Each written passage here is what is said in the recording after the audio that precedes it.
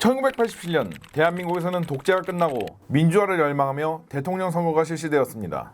그러나 정작 당선된 대통령은 하나회의 잔당이었던 노태우 대통령이었죠. 노태우 대통령은 12.12 쿠데타 당시에 한미연합사의 허가도 없이 전방병력인 구사단 병력을 빼내서 쿠데타에 협조했던 사람인데요. 이 때문에 사람들은 당시에 신군부의 후계자라는 낙인이 찍힌 노태우는 대통령이 될 수 없다고 생각을 했었습니다. 그러나 유력 야권 후보였던 김영삼 후보와 김대중 후보가 서로 반목을 해버리자 표가 분산되어가지고 결국 어부지리로 노태우 대통령이 당선이 되게 된 것이죠. 그러나 운 좋게 대통령이 된 사람이니만큼 여소야대 정국이 펼쳐져가지고 힘이 딸리는 대통령이 되었고요. 50 청문회 등으로 인해서 정치적인 위기까지 맞이하게 되었습니다. 그래서 노태우 대통령은 지지율을 반전시키려고 1990년 범죄와의 전쟁을 선포했고요. 동시에 외교적인 업적을 쌓으려고 공격적인 외유를 시작했죠. 바로 북방 외교 말입니다. 당시 냉전 대탕트 분위기를 이용해서 공산국가들과 적극적으로 화해와 수교를 하는 것이었는데요. 여기에는 공산국가의 종주국이었던 소련 역시 포함이 되어 있었습니다. 그러나 소련은 한국과 수교하는 조건으로 30억 달러라는 지금 가치로 15조 원 정도나 되는 막대한 돈을 친구비로서 빌려달라고 요구했습니다. 왜냐하면 당시 소련은 체르노빌 원전 사고, 그리고 저유가, 아프간 전쟁의 전쟁 비용 이런 것들 때문에 경제가 완전 망가진 상태였고요. 따라서 급전이 필요한 상황이었거든요. 그러나 당시 한국은 난감해했습니다. 그때 소련이 요구했던 30억 달러라는 돈은 대한민국의 외환보 요구의 10%에 해당하는 돈이라 가지고 상당한 무리수였던 것이죠. 자칫 잘못하면 한국이 이거 빌려줬다가 외환위기를 맞을 수도 있는 것이에요. 그러나 당장 노태우 정부는 업적이 급했으니까 묻지도 따지지도 않고 이 30억 달러를 친구비로 대출해주기로 했습니다. 이렇게 해서 1990년 양국은 친구가 될 수가 있었죠. 그러나 불과 1년 뒤 소련이 붕괴되고 신생 러시아가 들어섰습니다. 러시아는 돈 없는 거지 국가였고 당연히 한국은 대출금의 추가적인 입금을 중단시켰습니다. 그러나 이미 14억 7천만 달러라는 막대한 돈이 러시아로 흘러들어간 뒤였죠. 그리고 러시아는 진짜 이 돈을 떼먹을 생각으로 이자조차도 내지 않고 버텼습니다. 어차피 러시아가 표면적으로는 한국보다 강대국이니까 배째라 한 거예요. 네가 뭘 할 수 있는데. 그런데 돈 문제라고 하면은 유대인들도 혀를 내두르는 게 한국인들 아니겠습니까? 바로 강목되고 모스크바 쫓아갔죠. 결국 강력한 채권 추심에 러시아는 두 손 두 발 다 들고 줄 돈은 당장 없으니 일단 알루미늄이라도 줄 테니까 이거라도 받아가라고 원자재로 상황을 제시했습니다. 그러나 당시 러시아가 제시한 알루미늄 2,000톤은 이자조차도 까기 버거운 수준의 양이었고요. 원금은 거의 손도 못 댔어요. 결국 추가적인 채권 추심이 이루어지자 빌려준 돈의 절반을 무기로 상환하기로 했죠. 안 그래도 당시 냉전 종식과 러시아 경제의 막장으로 인해서 러시아의 군수산업이 고사하기 직전이었으니까 러시아도 국내 군수산업을 유지하는 측면에서 보자면 손해보는 장사가 아니라고 판단했던 것이죠. 이렇게 해서 불곰 사업이 시작되게 되었습니다. 당시에 들여온 무기들에 대해서 분석한 영상을 보고 오시면 이해가 빠르실 겁니다. 그런데 당시 전 세계적으로 한국이 러시아로부터 이상한 물건을 받기로 했다고 카더라가 퍼져나갔어요. 그 카더라는 주로 핵과 관련된 물건들이 많았습니다. 핵미사일, 핵잠수함, 핵탄두 이런 흉흉한 소문들이 퍼져나가기 시작했어요. 그래서 당시 주변국들이 분주하게 러시아로 정보요원들을 보내가지고 사실인지 아닌지 확인하게끔 진행했고요. 심지어 미국은 당시 어느 정도 사실이라는 걸 냄새를 맡았는지 일부 미국 정부 당국자들이 한국한테 비공식 외교 채널로 핵잠수함 도입했을 거면 차라리 미국제 LA급 임대해서 쓰지 않겠냐고 제안까지 했을 정도예요. 그래서 이런 카더라를 기반으로 해가지고 나온 영화가 바로 유령이었죠. 러시아가 시에라급 핵잠수함에다가 SLBM 10발을 달아주는 개수를 진행해서 그걸 한국에게 빚 대신 보내줘가지고 생기는 이야기들이죠. 이런 일들이 대부분은 사실 교차 검증이 어려운 부분들이라 가지고 오피셜인지 아닌지는 정황 추정으로만 알 수 있는 부분들이었고 또 내가 정보당국자가 아닌 이상 알 수가 없는 것들이 많아요. 안다고 해도 남한테 함부로 얘기할 수가 없는 것들도 많고 그래서 온갖 카더라와 추정만 난무하다가 2025년 이 모든 것이 사실이었다는 것이 밝혀졌습니다. 구독, 좋아요 꼭 부탁드리고요. 멤버십에 가입하시면 각종 멤버십 전용 영상들을 보실 수 있습니다. 심지어 기밀 해제된 문서에는 한국에게 빚 대신 핵무기를 제공하려고 했고 그 규모와 종류까지도 모두 명시가 되어 있었습니다. 일단 농축도 95%에서 99%를 가지는 고농축 우라늄을 갖다가 일시불로 한국한테 넘겨주기로 했습니다. 이거 곧바로 핵무기로 전환 가능해요. 이론상 1천여 발의 우라늄 핵분열탄을 갖다가 만들 수 있습니다. 야 이거 정제하고 하고 그래야 만드는 게 아니라 그냥 진짜로 이거 그대로 이 핵물질들이 한 점에 뭉쳐가지고 핵분열 반응을 일으킬 수 있도록 기폭장치만 잘 만들어가지고 터트리잖아요. 그대로 핵폭탄 되는 거예요. 참고로 이 정도 기술력은 한국이 당시에도 가지고 있었습니다. 그리고 여기에 더해가지고 농축도 4.5%의 저농축 우라늄을, 이게 뭐냐면은 원자력 발전용 그 연료봉에 사용되는 우라늄이에요. 매년 150톤씩 10년간 보내줘가지고 이 빚을 갚으려고 했답니다. 대체 이게 어떻게 된 일일까요? 1991년 소련은 고질적인 경제난에 더해가지고 재정 파탄으로 인해서 고통을 받고 있었습니다. 민심은 소련 공산당에 등을 돌렸고 소비에트 연방의 구성국들은 독립을 요구하고 있었죠. 이때 가장 긴장했던 것은 소련 공산당이 아니었습니다. 바로 미국과 서방이었어요. 미국은 소련이 붕괴 위기에 직면했을 때 내부의 불만을 외부로 돌리려고 서방을 향한 세계대전을 벌일 것으로 봤기 때문이죠. 일명 마지막 발악 시나리오인데 실제로도 그럴 가능성이 높았습니다.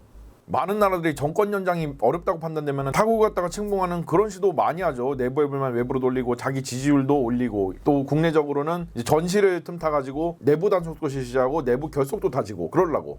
대표적으로는 포클랜드를 침공한 아르헨티나가 그러했고, 지금 우크라이나를 침공한 러시아가 또 그러하죠. 푸틴이 자기 2036년까지 연장해 먹으려고 그 헌법 바꾸려고 선언했다가 대대적으로 시위 일어나고 그러니까 우크라이나 팬 거잖아요.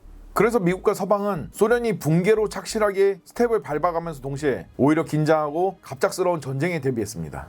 그리고 어차피 만약에 소련이 발악을 해서 전쟁을 낼 거면은 냉전 대탕트를 이용해가지고 서로 가지고 있는 핵무기라도 좀 줄여가지고 차라리 전시에 날아올 핵무기 개수라도 좀 줄여보자는 발상이 나왔죠. 그래서 아빠 부시 대통령은 소련에 전략무기 감축 협정을 제안했습니다. 마침 당시 소련도 대규모 핵전력을 갖다가 유지할 수 있는 돈이 없는 상황이었어요. 여러분, 핵무기는 생각과 달리 돈을 엄청나게 많이 먹는 무기예요. 핵물질의 반감기가 다 되면은 또다시 새로 생산된 핵물질로 교체를 해줘야죠. 보안이랑 지령 송신 시스템을 갖다가 계속해서 유지를 하고 발전도 시켜야겠죠. 핵무기랑 핵투사 플랫폼도 시대에 뒤처지지 않게 계속해서 개발하고 발전시키고 생산을 꾸준히 해야겠죠. 그리고 핵무기를 관리하는 호위부대와 관리부대도 필요합니다. 이거 다 돈이에요. 그래서 소련은 전략무기 감축 협정을 한다는 명목으로 핵무기 유지비도 좀 아껴보고, 어차피 그거 운영 못하니까 동시에 미국의 핵무기도 겸사겸사 줄여보자는 판단이 섰죠. 그래서 1991년 7월 31일 양국은 서로가 보유한 핵투사 플랫폼을 각각 1600개까지 줄이고 핵탄두도 6000발로 감축하는 스타트 1 협정을 맺게 되었습니다. 그런데 문제는 그해 12월 소련은 붕괴하고야 말았죠. 서방은 소련이 마지막 발악을 하지 않고 조용히 무너져줘가지고 정말 다행이라고는 생각을 했습니다만, 이제 또 새로운 문제가 시작되었어요. 바로 핵탄두들이었죠. 소련이 붕괴되면서 기존에 소련이 보유하고 있던 핵무기들은 과거에 각 소련을 유지하던 구성국들로 사방팔방 다 유출이 돼버린 그런 형세였거든요. 그래서 일단은 대량의 ICBM이 배치되어 있던 우크라이나와 벨라루스 그리고 카자흐스탄을 모아다가 비핵화 협상을 진행했습니다. 이 중 예를 들자면은 우크라이나는 4000발의 핵탄두를 물려받아가지고 어마어마한 핵전력을 자랑했는데요. 다행히도 이 나라들은 이제 막 독립한 차여가지고 그런 엄청난 양의 핵무기들을 유지할 의지도 돈도 없는 상황이었습니다.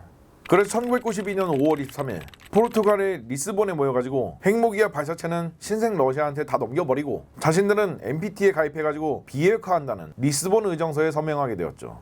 그렇게 해서 막대한 양의 핵무기들과 발사체들은 모두 러시아로 이전이 되게 되었습니다. 러시아 측은 서방의 자금 지원을 받아서 서방의 외주업체들을 갖다 불러가지고 이 핵탄두와 발사체들의 대량 해체에 들어갔는데요.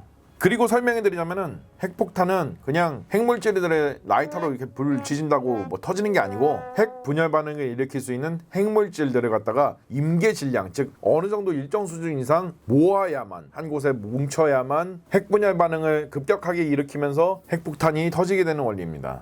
그러니까 드래곤볼처럼 7개 모아야만 소원 들어주는 그런 폭탄이라고 보시면 돼요. 이 핵물질로는 우라늄 235를 갖다가 농축해가지고 만드는 방법이 있고요. 두 번째는 원자로에서 사용하고 남은 연료봉을 갖다가 재처리를 해가지고 거기서 플루토늄을 추출해서 만드는 그런 방식이 있습니다. 뭐 어쨌든 이렇게 해서 만들어진 핵무기를 터트리면은 강하게는 100킬로톤까지 출력을 낼 수가 있는데요. 이 정도가 보통 전술 핵무기라고 불려집니다. 순전히 핵분열 반응으로 인해서 터지는 원자폭탄이죠. 여기서 추가적으로 주변에 여러 가지 물질들로 핵 분열 반응이 일어날 때 핵 융합 반응으로 유도할 수 있는 그런 물건이 수소폭탄이죠. 수백 킬로톤에서 뭐 몇 메가톤급 이렇게 올라갑니다. 당시 카자흐 등 여러 소련의 구성국들에 배치되었던 핵무기는 ICBM인 경우가 많았습니다. ICBM은 대륙간 탄도미사일이에요. 핵전쟁이 일어나면 적국의 대도시와 산업시설들로 발사가 되는 미사일인 만큼 넓은 면적의 면표적을 제거하려고 위력이 강한 수소폭탄들이 장비가 되어 있었죠. 이것들을 해체하고 나서 기폭장치와 라이너를 까보시면은 안에는 기폭용 핵무기가 들어가 있습니다. 이건 핵분열탄이에요. 플루토늄으로 되어 있는 경우도 있고 농축된 우라늄 2,3으로 되어 있는 경우도 있습니다. 러시아는 이 과정에서 정말로 막대한 양의 고농축 우라늄들을 얻을 수가 있었죠. 근데 쓸 데는 없어. 뭐 이거 어디다 써? 발전용으로 쓰기엔 너무 농축도가 높죠. 보통 무기용 핵무기는 농축도가 95%에서 99%니까 결국은 폐기물이에요.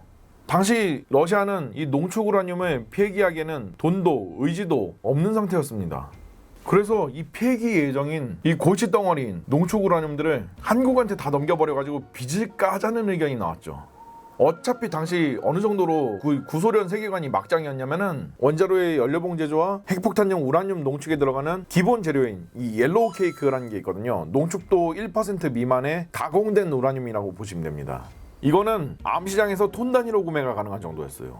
심지어 고농축 우라늄도 판매를 하다가 인터폴이랑 CIA가 막 공조수사해가지고 잡아가고 그랬어요.